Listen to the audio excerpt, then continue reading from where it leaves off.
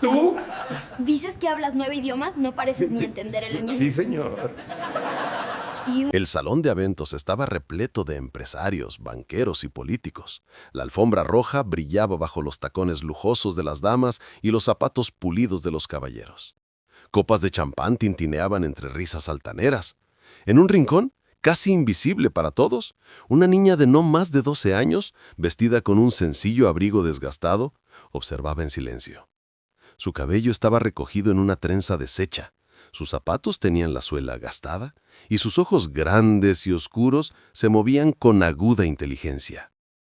El frío entraba por una ventana mal cerrada, pero ella no se quejaba. En sus manos llevaba un pequeño cuaderno arrugado lleno de palabras escritas en diferentes alfabetos. Nadie la conocía. Nadie sabía de dónde venía. Nadie entendía qué hacía allí. «Niña, esto no es un lugar para mendigos», dijo una voz masculina y arrogante, interrumpiendo el silencio. Todos voltearon. Un hombre alto, de barba perfectamente cuidada y traje de diseñador, se acercaba con una copa en la mano. Era don Alberto Rivas, uno de los empresarios más poderosos del país. Sus empresas de tecnología e inversión controlaban buena parte del mercado. Se decía que tenía más dinero que varios países pequeños juntos. La niña lo miró sin miedo. «No soy mendiga, señor», respondió con voz tranquila. «Estoy aquí para ver si usted necesita traductores. Hablo 9 idiomas con fluidez». Las carcajadas no se hicieron esperar. Algunos asistentes incluso escupieron el vino de la risa. Un camarero se tapó la boca para no reír en voz alta. «¿9 idiomas?», repitió don Alberto divertido. «Tú apenas sabes vestirte. ¿Qué es lo próximo que vas a decir? ¿Que escribiste el diccionario?» «No, señor», respondió la niña calmadamente, «pero ayudé a traducir una parte del nuevo manual de seguridad para la ONU». La risa se detuvo un instante. Hubo un silencio raro. Luego don Alberto dio un paso más cerca. La miró de arriba a abajo y con gesto despectivo dijo en voz alta: «Mira, niña, yo he vivido más de 50 años y he visto a muchas personas pretender ser algo que no son. Tú no eres más que una farsante. Si realmente hablas 9 idiomas, demuéstralo, aquí y ahora. Y si no lo haces, tendrás que salir de aquí de inmediato». Los murmullos se intensificaron. Todos estaban atentos. La niña respiró profundo. Se acercó a la tarima donde minutos antes había hablado un ministro y sin pedir permiso subió al podio. Tomó el micrófono con manos temblorosas, pero en su voz no había miedo. «Buenas noches a todos», dijo primero en español y luego repitió la misma frase en inglés, francés, alemán, árabe, chino mandarín, ruso, japonés y finalmente en latín. Cada idioma era pronunciado con precisión y fluidez sorprendente. Algunos asistentes internacionales se miraban entre sí con asombro. Una diplomática francesa asintió lentamente. Una mujer asiática sacó su teléfono para grabar. Incluso el intérprete oficial del evento abrió los ojos como platos. Cuando terminó, la niña bajó el micrófono y regresó a su lugar. Todo el salón quedó en un silencio tan absoluto que se podía oír el burbujeo de una copa de champán recién servida. Don Alberto, rojo de vergüenza, apretó la mandíbula. Caminó lentamente hacia ella, mientras todos la observaban. «¿De dónde aprendiste eso?», preguntó ahora sin burlas, sino con mezcla de incredulidad y molestia. «De los libros que los ricos tiran a la basura», respondió sin titubear, «y de escuchar a los turistas hablar en la calle mientras vendía chicles para ayudar a mi madre». El impacto de sus palabras fue como una bofetada en la cara de los presentes. Nadie se atrevía a hablar. Algunos bajaron la mirada, avergonzados. Otros grababan con sus móviles, sabiendo que ese momento se volvería viral. Pero lo que nadie sabía aún es que esa niña no solo hablaba idiomas. Detrás de esos ojos oscuros y tranquilos se escondía un pasado que cuando saliera a la luz cambiaría para siempre la vida de todos los que esa noche se burlaron de ella. Porque ella no estaba allí por casualidad. Su presencia tenía un propósito. Y ese propósito apenas comenzaba a desplegarse. Don Alberto seguía parado frente a la niña, con la copa aún en mano, pero ahora sin la arrogancia de antes. Sus dedos tamborileaban el cristal con nerviosismo. Por primera vez en mucho tiempo, alguien lo había hecho quedar en ridículo. Y no era un rival de negocios ni un político, sino una niña de la calle. «¿Cómo dijiste que te llamas?», preguntó, con un tono que intentaba sonar amable, pero su orgullo herido lo traicionaba. «Lucía», respondió ella. «Lucía Torres, pero mi apellido verdadero no lo sé. Solo sé que mi madre me dijo que algún día debía venir a buscarlo, que él era poderoso, que su nombre estaba en los periódicos y que tenía un anillo con una piedra negra». Al escuchar eso, varios rostros en la sala cambiaron de expresión. Algunos sabían que don Alberto nunca se separaba de su anillo de ónix, el mismo que ahora intentaba esconder discretamente bajo la manga. «¿Estás insinuando que yo...?», empezó él, pero Lucía lo interrumpió con una firmeza inesperada. «No lo insinúo, señor, lo afirmo. Vine a buscarlo porque mi madre está muy enferma. No quiero dinero, solo quiero que le escuche antes de que sea tarde». Un murmullo de asombro se extendió en la sala. Una periodista que estaba cubriendo el evento encendió discretamente su micrófono oculto. Todos sabían que estaban presenciando algo más grande que un escándalo social. Esto era personal. Esto era una historia con raíces profundas. Don Alberto tragó saliva. Su mente comenzó a revolver recuerdos de hace más de una década. Un viaje de negocios a una ciudad costera, una mujer de sonrisa cálida que trabajaba en la recepción de un hotel modesto, una noche que había preferido olvidar.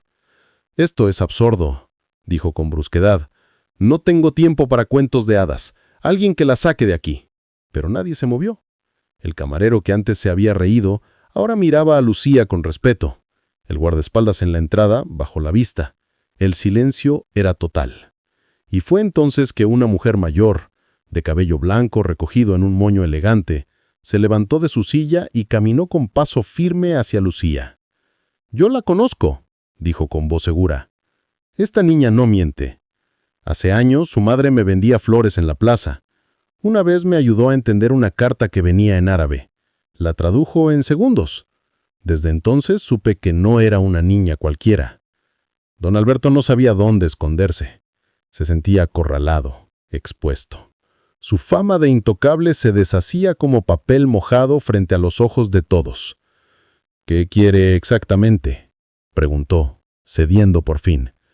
Lucía sacó de su mochila una fotografía vieja y doblada. En ella aparecía una mujer joven, sonriente, abrazada a un hombre cuyo rostro estaba parcialmente visible. Lo único claramente visible era el anillo de ónix. «Solo quiero que escuche a mi madre. Ella está en el Hospital San Marcos. No le queda mucho tiempo. No me interesa su fortuna ni sus empresas. Solo la paz de saber que cumplí mi promesa». Las palabras de Lucía eran como cuchillos que cortaban el aire. No había odio en su voz, solo una dignidad tranquila que desarmaba a cualquiera. Uno de los empresarios más influyentes del país fue visto esa noche saliendo del evento sin decir palabra, acompañado por una niña vestida con abrigo viejo. Lo que sucedió en el hospital cambiaría el rumbo de sus vidas y revelaría una verdad aún más impactante, que nadie, ni siquiera Lucía, había anticipado, porque su madre no solo guardaba un secreto sobre el pasado, sino también una verdad que podía destruir imperios y redimir almas. Y eso estaba a punto de salir a la luz. Las calles estaban frías y húmedas bajo la tenue luz de los faroles. El auto negro de don Alberto avanzaba en silencio por la ciudad nocturna, mientras Lucía observaba por la ventana con una expresión mezcla de ansiedad y calma. A su lado, el magnate permanecía inmóvil, con las manos entrelazadas y los ojos fijos en el vacío. El silencio entre ambos era denso. Él, acostumbrado a controlar cada situación, se sentía extrañamente vulnerable. Al llegar al Hospital San Marcos, Lucía bajó del coche sin decir palabra y caminó con determinación por los pasillos hasta llegar a la habitación 217. Allí, acostada en una cama sencilla, con el rostro pálido pero aún con una sonrisa cálida, estaba Ana, su madre. Al verla entrar con don Alberto, sus ojos se llenaron de lágrimas. «Sabía que lo lograrías, hija mía», susurró con voz débil. Don Alberto, al verla, palideció. La reconoció de inmediato. El rostro de Ana no había cambiado tanto. El mismo brillo en la mirada, la misma dulzura en los gestos. Algo en su pecho se removió con fuerza. «Ana», murmuró, sin saber qué más decir. Ella asintió despacio. «No te busqué para reprocharte nada», dijo con dificultad. «Solo quería que supieras la verdad y que conocieras a tu hija antes de que yo me vaya». Lucía se acercó al borde de la cama y tomó la mano de su madre. Don Alberto se quedó de pie, sin moverse, luchando contra el remolino de emociones que lo embargaba. Se sentía expuesto, sin armadura. Por primera vez, el hombre más temido del mundo empresarial no sabía qué hacer. «¿Por qué no me lo dijiste?», preguntó finalmente con voz quebrada. «Porque sabía que tú nunca aceptarías a una mujer como yo en tu mundo, y preferí criarla sola antes que verla sufrir rechazo. Pero ella es más fuerte de lo que jamás imaginé». Lucía bajó la vista, sintiendo cómo las palabras de su madre le atravesaban el alma. Nunca había conocido a su padre. Durante años solo tenía esa foto vieja, ese anillo negro como pista y las palabras entre lágrimas de su madre en las noches frías. Y ahora estaba allí, frente a él, no como una mendiga, sino como alguien que exigía dignidad. Don Alberto se acercó lentamente a la cama y, tras un momento de vacilación, se sentó en la silla a su lado. «¿Me creerías si te digo que no sabía?», preguntó. Ana sonrió débilmente. «No importa ya. Lo que importa es que estás aquí». En ese instante, la puerta se abrió bruscamente. Un hombre de traje gris, de rostro severo y mirada penetrante, entró acompañado de 2 guardias de seguridad. Era el abogado personal de don Alberto, Esteban Moya, conocido por su frialdad y lealtad inquebrantable. «Señor Rivas, lamento interrumpir, pero hay un problema». «¿Qué problema?». «Las imágenes de la niña en el evento se han vuelto virales. Hay periodistas en la entrada del hospital. La historia está por todas las redes sociales. La opinión pública está dividida, algunos exigen una prueba de paternidad, otros lo acusan de abandono». Don Alberto se llevó una mano al rostro. Por supuesto, los medios no iban a dejar pasar una historia así. La hija secreta del magnate, criada en la pobreza, humillada frente a la élite y ahora revelando la verdad, era una bomba mediática. «¿Qué propone?», preguntó, volviendo a su tono habitual de hombre de negocios. Esteban sacó una carpeta del maletín y la colocó sobre la mesa. «Si acepta públicamente que es su hija, los medios lo convertirán en héroe de redención. Pero si se niega, perderá más que reputación. Algunos contratos ya han sido congelados». Lucía observaba todo en silencio. Sentía que su vida se había convertido en una telenovela en cuestión de horas. Pero lo que más le dolía no era la atención, ni las cámaras, ni los rumores, sino ver cómo su existencia se convertía en un cálculo de conveniencia. «No necesito que me reconozca ante la prensa», dijo en voz baja. «Solo quiero que esté aquí para ella, aunque sea una vez». Don Alberto la miró sorprendido por la madurez en sus palabras. Luego miró a Ana, tan frágil, tan digna incluso en su lecho de muerte, y por primera vez en décadas sintió algo que no sentía desde que era joven: culpa. «Esteban», dijo con voz firme, «no vamos a hacer ningún anuncio todavía. Nadie va a forzar nada. Esto no es un negocio. Esto es mi familia». Esteban parpadeó, desconcertado. Era la primera vez que oía esas palabras salir de su jefe. Don Alberto se giró hacia Lucía y con voz más suave dijo: «Si me dejas, me gustaría quedarme esta noche con ustedes». Lucía asintió. Esa noche, mientras el mundo hablaba de escándalos, herencias y ADN, en la habitación 217, solo había una madre, una hija y un hombre que comenzaba, lentamente, a descubrir lo que realmente importaba en la vida. Pero aún quedaban secretos por revelar, porque Ana, antes de cerrar los ojos para siempre, debía contarle a su hija una última verdad, una que cambiaría su destino para siempre. El amanecer comenzaba a teñir el cielo de tonos suaves, cuando Lucía abrió los ojos, sentada en el sillón junto a la cama de su madre.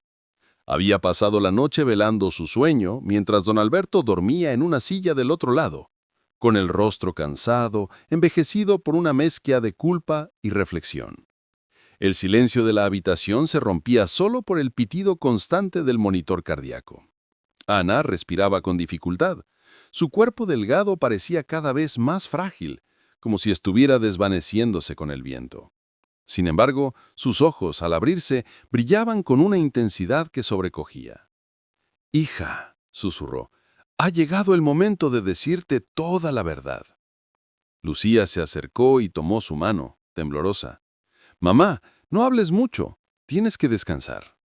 «No», insistió Ana con una fuerza inesperada. «Escúchame bien, porque esto no está escrito en ningún lado. Lo he guardado por años esperando el momento justo. Y es ahora». Don Alberto se incorporó lentamente, atento. No sabía si debía intervenir, pero algo en su interior le decía que lo que iba a escuchar cambiaría su vida para siempre.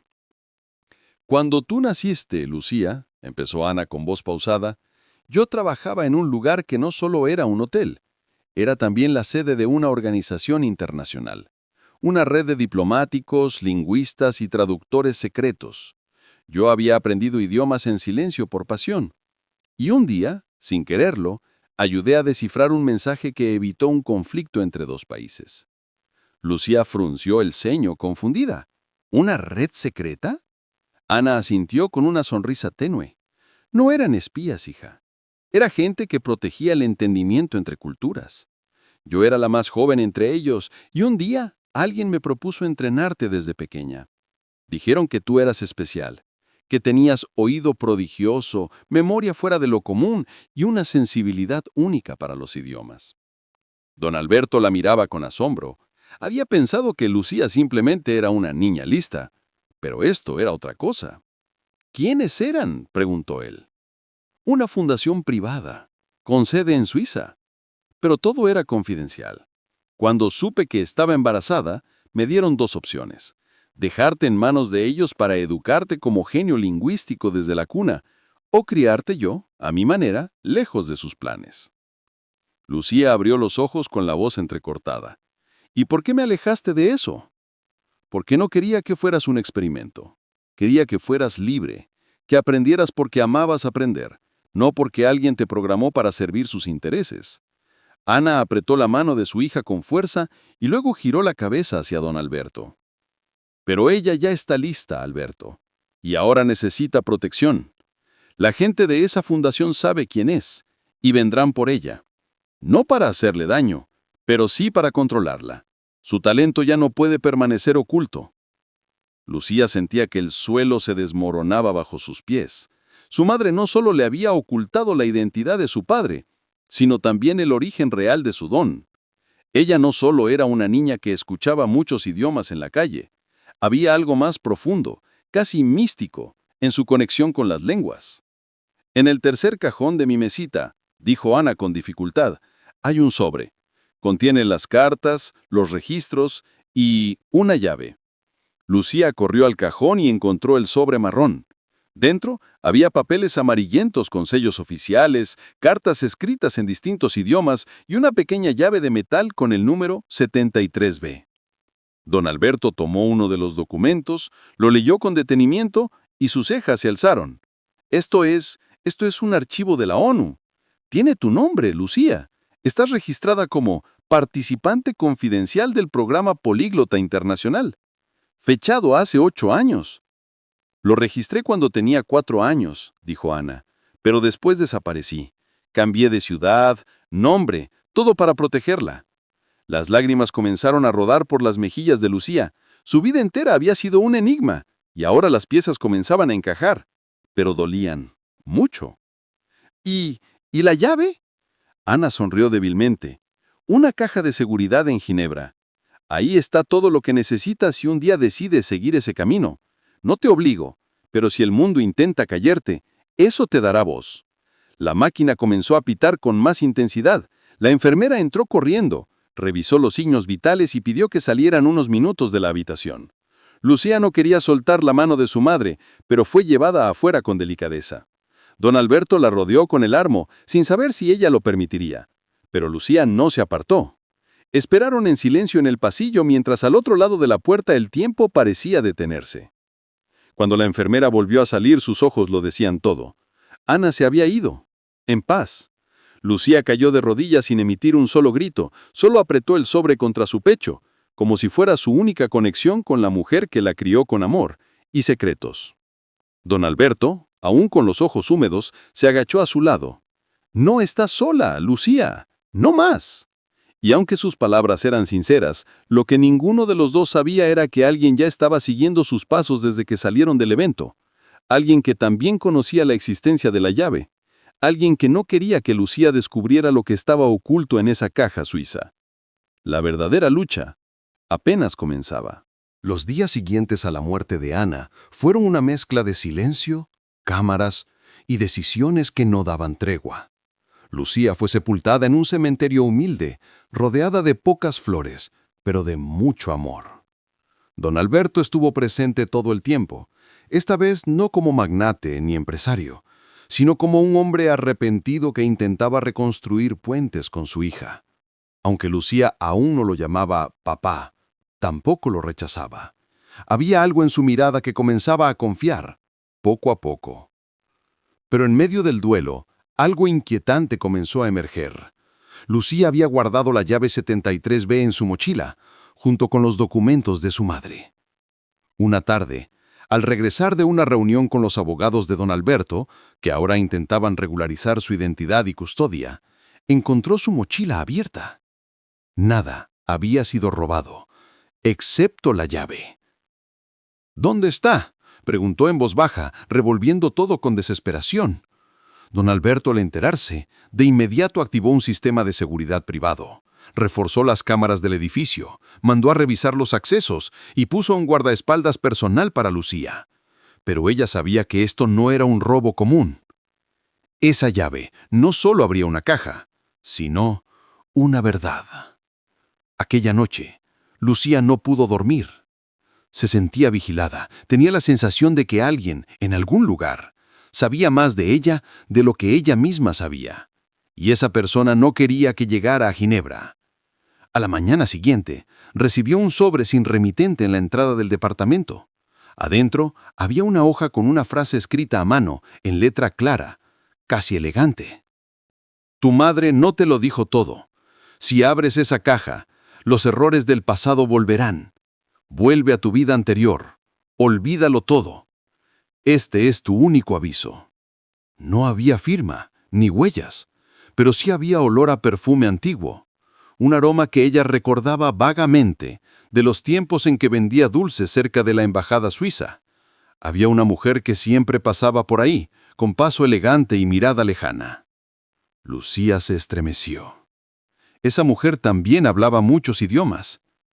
Decidida a no ceder al miedo, se encerró en la biblioteca privada de don Alberto, donde tenía acceso a Internet y archivos antiguos.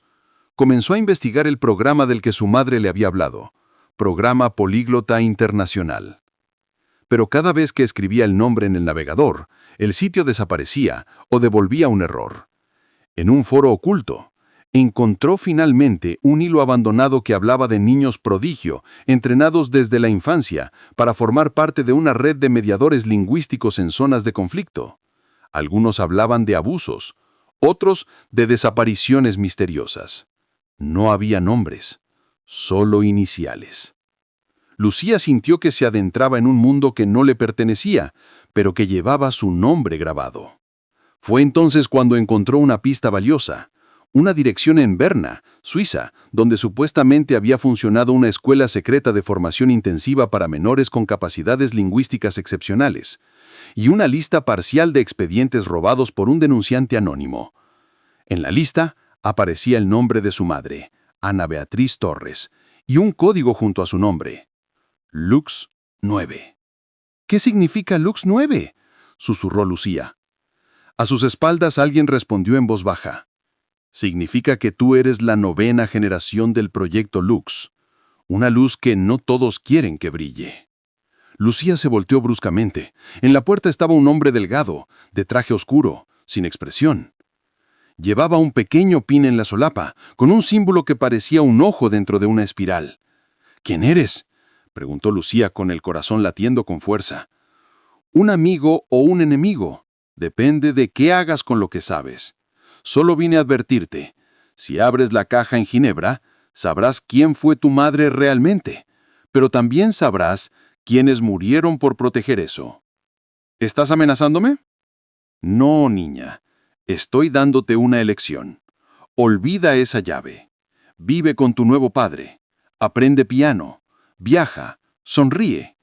Pero no remuevas el polvo del pasado, porque en ese polvo hay nombres que aún gobiernan este mundo».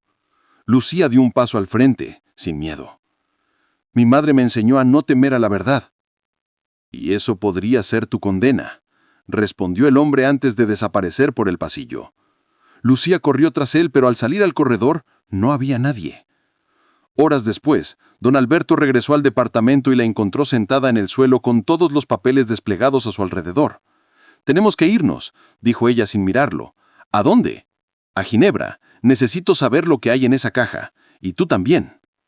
Don Alberto dudó un momento. Sabía que se enfrentaban a algo más grande que una disputa de herencia, pero también sabía que esa niña era su hija y tenía la mirada de su madre, una mezcla de fuego y compasión.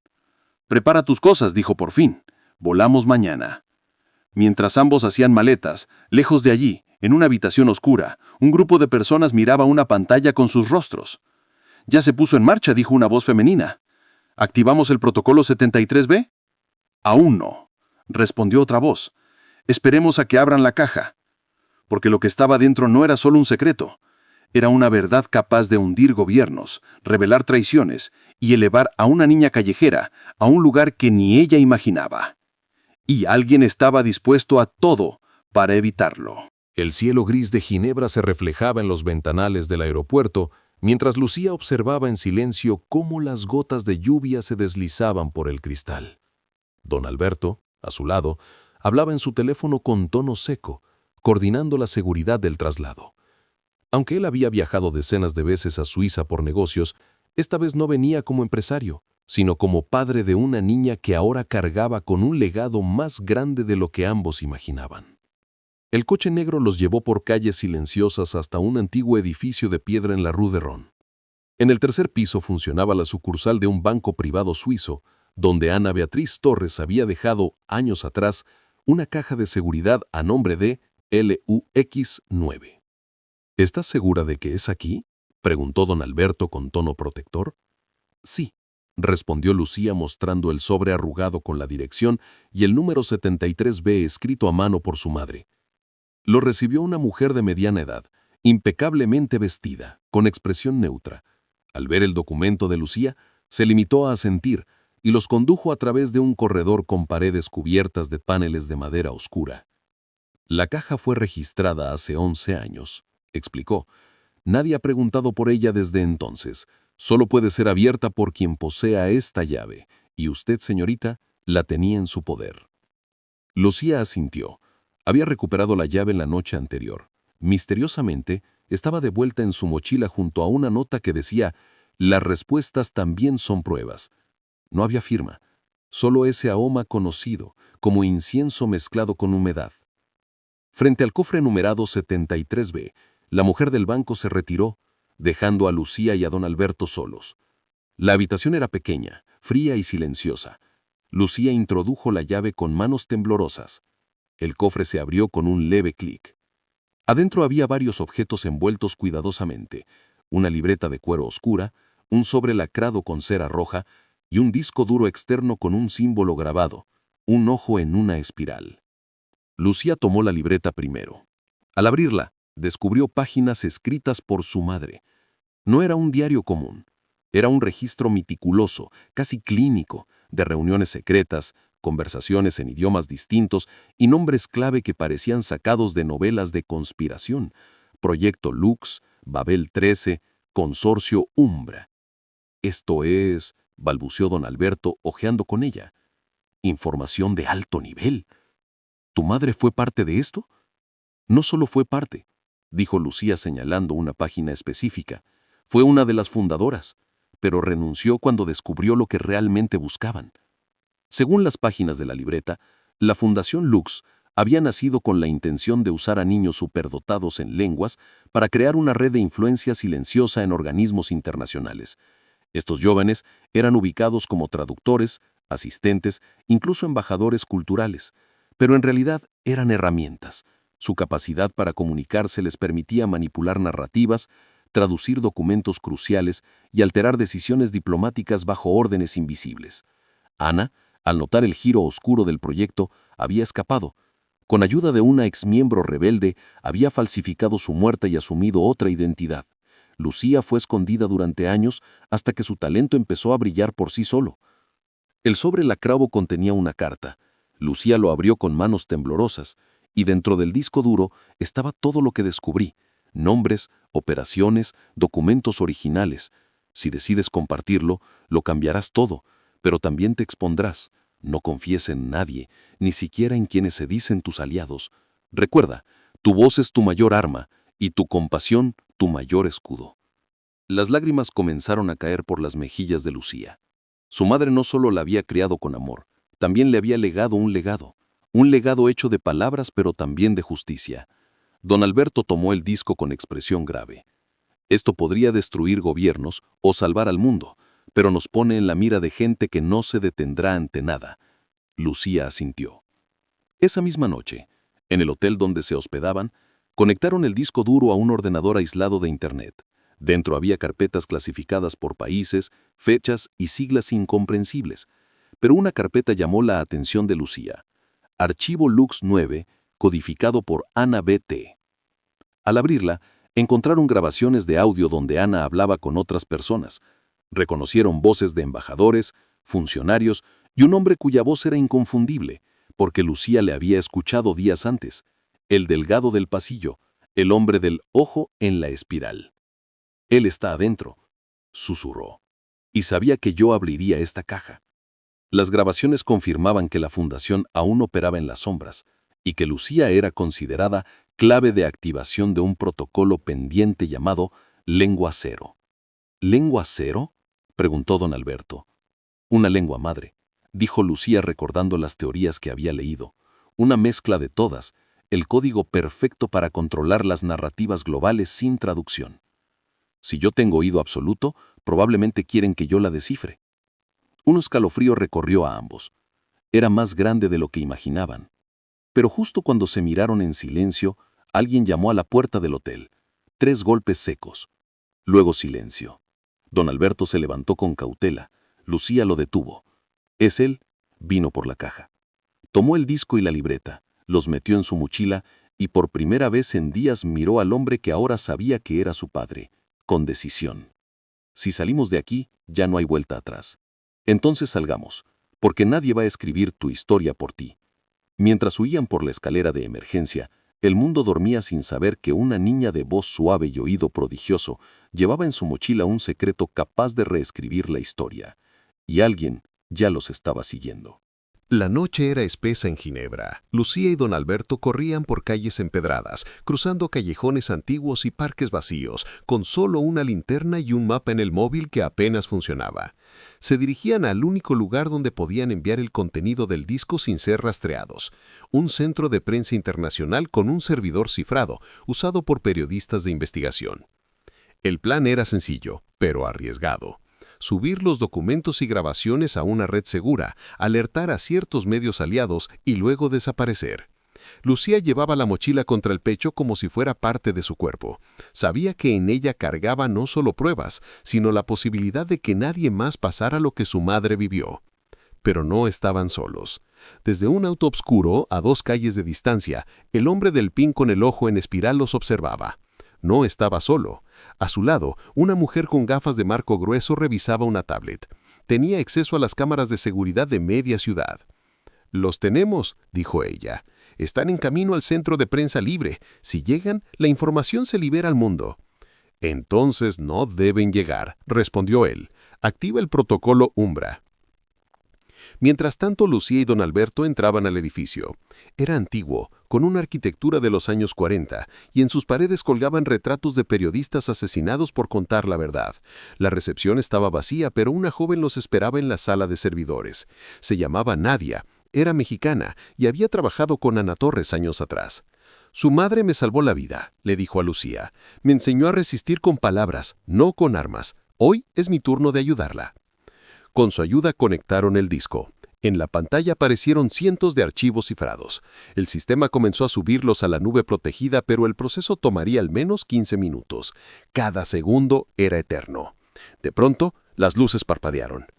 «¡No!», susurró Nadia. «Están intentando entrar». «¿Por la red?».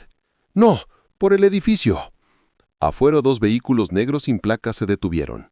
Hombres vestidos de civil pero con orejeras y micrófonos comenzaron a rodear el lugar. Don Alberto cerró la puerta con traba mecánica, mientras Lucía apretaba el brazo de Nadia. «¿Y si no lo logramos?». «Ya está subiendo», dijo Nadia. «Solo tenemos que resistir». Pero el grupo no vino solo. Desde una pantalla secundaria, una cámara de tráfico mostró a Esteban Moya, el abogado personal de don Alberto, bajando de un coche. Con él, otro rostro familiar, la mujer del perfume antiguo, la que dejaba notas. Llevaba el pin del ojo en espiral. «¿Esteban?», susurró don Alberto incrédulo. «¿Tú también?». «Siempre he estado con los que realmente mandan, Alberto», dijo el abogado, al entrar finalmente al edificio. «Los gobiernos cambian, las leyes se ajustan, pero la información es eterna, y tú acabas de traicionar la red que te hizo millonario». «Yo me hice solo», respondió Alberto firme, «y no permitiré que mi hija sea manipulada como lo hicieron con su madre». Lucía se interpuso. «¿Qué quieren? ¿Borrar todo? ¿Amenazarme?». «Queremos que pienses», dijo la mujer del perfume. «El mundo no está listo para esta verdad. Mostrarlo todo generaría caos, colapso de sistemas, guerras. ¿Tú quieres cargar con eso? Yo solo quiero que nadie más tenga que esconder su voz por miedo. Y si eso significa encender una llama, lo haré». En ese momento el sistema hizo un sonido. La carga se había completado. Los archivos estaban distribuidos en más de 30 servidores internacionales, programados para enviarse a medios, investigadores y organizaciones de derechos humanos si algo le pasaba a Lucía. Esteban apretó los dientes. Sacó un dispositivo de interferencia, pero ya era tarde. «Acabas de comenzar el fin del silencio», dijo Nadia con una sonrisa. Entonces ocurrió algo inesperado. Uno de los hombres armados bajó su arma. «No vine para esto», dijo. «Yo también tengo una hija, y sé cuando algo es verdad». Otros dudaron, algunos retrocedieron. Don Alberto tomó la mano de Lucía. «Vámonos». Salieron por la puerta trasera. La policía, alertada por señales anónimas, ya rodeaba el perímetro. La red Umbra no pudo actuar a tiempo. La verdad estaba suelta. Al día siguiente el mundo amaneció diferente. En los noticieros se hablaba de documentos clasificados, de operaciones lingüísticas encubiertas, de niños prodigio usados como armas narrativas. Las redes sociales explotaban con debates, indignación y apoyo a una niña desconocida, llamada Lucía. Don Alberto apareció en televisión, no como empresario, sino como padre. Declaró públicamente que protegería a su hija con todo lo que tenía. Renunció a varias juntas directivas, financió fundaciones educativas y abrió un programa para jóvenes con talento lingüístico, sin agendas ocultas. Pero Lucía no buscaba fama, ella solo quería que su madre fuera recordada como lo que fue, una mujer valiente. Mientras paseaba por el lago Ginebra, una niña de voz suave y mochila cargada de memorias miraba al cielo, sabiendo que algo había cambiado, no solo afuera, sino dentro de ella. Pero en las sombras, un nuevo grupo se reunía, porque toda verdad trae luz y también nuevas oscuridades. La mañana siguiente al escándalo, el mundo despertó con una mezcla de asombro, indignación y esperanza. La historia de Lucía Torres, la niña políglota que desenmascaró a una red secreta internacional, ocupaba titulares en los 5 continentes. No era solo una noticia más. Era un grito que había roto el silencio. En Ginebra, la prensa acampaba fuera del hotel donde Lucía y don Alberto estaban bajo custodia diplomática. Pero ellos no hablaban, no daban entrevistas, no buscaban fama. Lucía pasaba las horas escribiendo, no en una computadora, sino en una libreta de tapa dura, igual que la de su madre. Cada página contenía frases en distintos idiomas, pensamientos sueltos, pedacitos de memoria. Era su forma de honrar a Ana, recogiendo palabras del mundo para construir un puente entre las personas. Don Alberto, por su parte, no volvió al mundo empresarial. En cambio, usó su fortuna para crear el Instituto Ana B. Torres, un centro internacional para niños con talentos especiales, donde se priorizaba el desarrollo ético por encima del poder. Su primera sede fue inaugurada en México, la segunda en Marruecos y la tercera en el mismo barrio donde Lucía había vendido chicles. Pero aún quedaba algo por cerrar. Un mes después, Lucía fue invitada a hablar en la Asamblea General de las Naciones Unidas. Al principio se negó, no quería cámaras, no quería ser un símbolo. Pero entonces recordó la última frase de su madre: «Tu voz es tu mayor arma».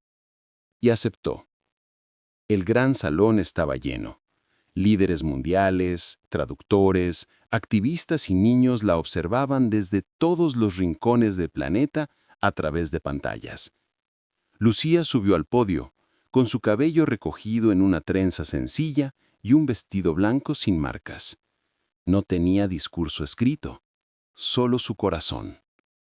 «Mi nombre es Lucía Torres», dijo en español, y luego repitió la frase en 8 idiomas distintos. «Hablo 9 lenguas, pero la más importante es la del respeto». La sala quedó en silencio absoluto.